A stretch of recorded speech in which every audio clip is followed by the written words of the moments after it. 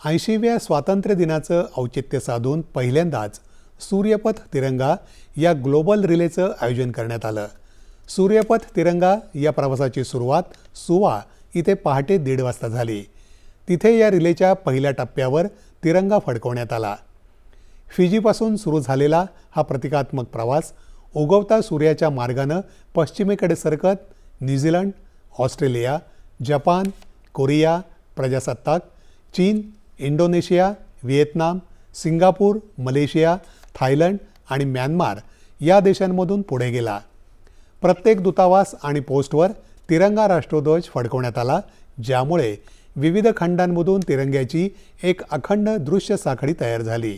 आज सकाळी 8 वाजेपर्यंत हा प्रवास बांगलादेशात पोहोचला। त्यानंतर तो भूतान, नेपाळ, श्रीलंका आणि मालदीव या देशांकडे मार्गस्थ झाला।